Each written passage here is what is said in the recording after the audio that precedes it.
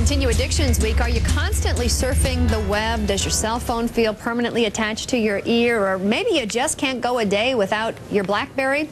But how much is too much? It's Addictions Week here, and this morning we're going to take a closer look at addiction to technology. Dr. Charles Leinberry is a hand and wrist specialist from the Rothman Institute in Philadelphia, Pennsylvania, and knows how addictive these devices can be. He's joining us here in the studio this morning. Good morning to you. Good morning. All right, so my BlackBerry is right here. Yeah, see, and my Trio is right here. And you have one too. I have one also. So that really is modern technology at its best. Everybody has one. Correct. Yeah, yes. And we're all using them. Constantly, you know, I'm checking my mail on the train, when I'm coming down to office hours, between patients in the OR. I mean, you're constantly using it. Yes. I literally have had people email me in surgery and say, I'll be out in a few minutes and I can call you back. And I think, are they on the table? What's going on? Are they in recovery? Right, exactly. So people are using it constantly. Yeah. So obviously when that happens, we're seeing different signs of carpal tunnel syndrome and things like that you see, but we're also seeing psychological things, aren't we?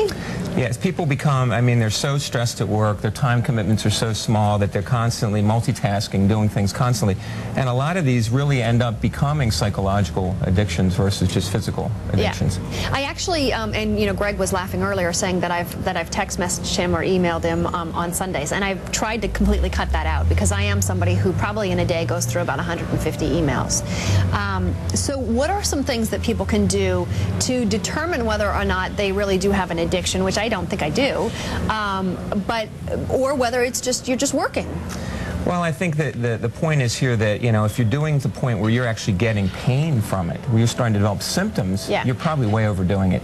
And I think what people have to realize is you can keep the messages shorter. You don't have to send an entire paragraph. You can answer in smaller lines or go home and do it on your PC. Right, right. And it's amazing how before I actually had a BlackBerry, I would watch people text and how fast they could do it. Especially the younger individuals who are used to playing video games with constantly, a whole different language, and computers, and but they abbreviate. Yeah. So are there other signs? You know, does it affect other parts of your life as well that you would know? Okay, gee, that's a real problem.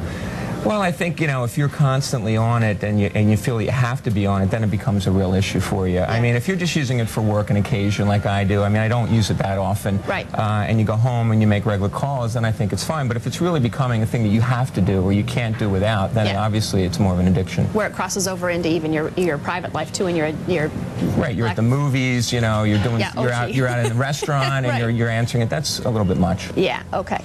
What are some things that people can do just for their hands and things like that to kind of get those muscles stretched back out again? Well, normally we tell folks that, you know, first thing would be some strengthening exercises to do it because you're doing things that you're not used to doing at this amount of time or this pace. Yeah. So you can do simple stretches, or you can do things where you end up actually doing putty to strengthen the hands, to squeeze it and make your grip stronger so that you don't develop the issues. What would be a stretch for a hand? Normally you can bring your fingers back and stretch this way, and also down, stretching your wrist.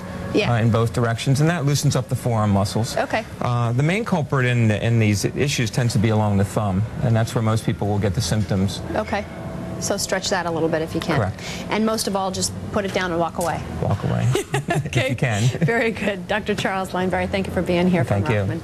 Nice to have him here from the Rothman Institute in Philadelphia. Greg, over to you. I'm not going to text message you or email you again on the weekend. I think you need a second opinion about whether or not you're addicted to the BlackBerry. Ask the doctor. Tell him the symptoms, and maybe we'll come back and find out. All right.